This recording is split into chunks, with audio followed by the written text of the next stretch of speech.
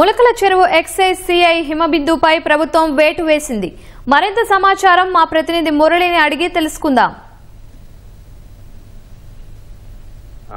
చెప్పండి మురళి.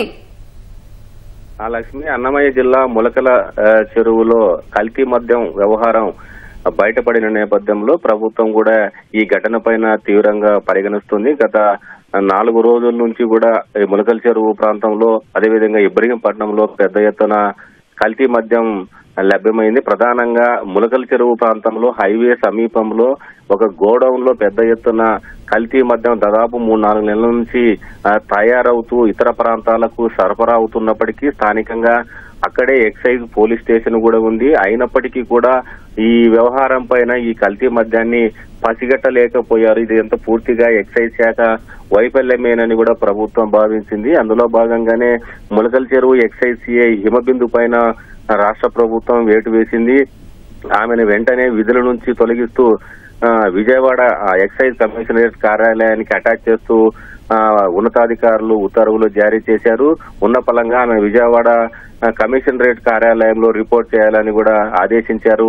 ప్రస్తుతం ఆ ములకల చెరువు ఎక్సైజ్ సిఐగా లక్కిరెడ్డిపల్లె రాయచోటి సమీపంలో ఉన్నటువంటి లక్కిరెడ్డిపల్లె ఎక్సైజ్ సిఐ కిషోర్ కుమార్ కు ఇన్ఛార్జి బాధ్యతలు అప్పగించారు. ప్రస్తుతం అయితే ఈ వ్యవహారం పైన రాష్ట్ర ప్రభుత్వం చాలా సీరియస్ గా ఉంది. దీని వెనక ఎవరున్నా వదిలిపెట్టవద్దని ముఖ్యమంత్రి చంద్రబాబు ఇప్పటికే సంబంధిత శాఖ అధికారులకు ఆదేశాలు జారీ చేసిన నేపథ్యంలో 2 జిల్లాలకు, అన్నమయ్య, కడప జిల్లాలకు సంబంధించినటువంటి ఎక్సైజ్ అధికారులందరూ కూడా ములకల చెరువు, అన్నమయ్య జిల్లా తంబళ్లపల్లె ప్రాంతంలో మకాం వేసి తనిఖీలు కూడా కొనసాగిస్తున్నారు.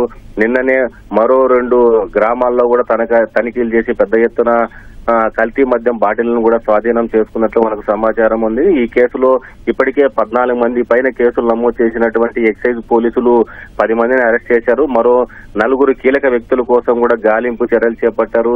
ఇందులో A1 గా ఉన్నటువంటి జనార్దన్ రావు అనే వ్యక్తి ఆఫ్రికాలో ఉన్నట్లు పోలీసులకు సమాచారం ఉంది. ఆయన వచ్చిన తర్వాతనే ఈ కేసులో కీలకమైనటువంటి నిందితులు చిక్కుముడి వీడేటువంటి అవకాశం ఉన్న నేపథ్యంలో దీని వెనక ఇంకా ఎవరెవరు ఉన్నారు, ఇక దీనికి సంబంధించి కల్తీ మద్యం తయారీకి స్పిరిట్ ఎక్కడి నుంచి వచ్చింది, లేబుల్ ఎక్కడి నుంచి తీసుకొచ్చారనే దానిపైన కూడా అసిస్టెంట్ కమిషనర్ చంద్రశేఖర్ రెడ్డి ఆధ్వర్యంలో ప్రస్తుతం అయితే ములకల చెరువులో తనిఖీలు కొనసాగుతున్నాయి. లక్ష్మి, ధన్యవాదాలు మురళి.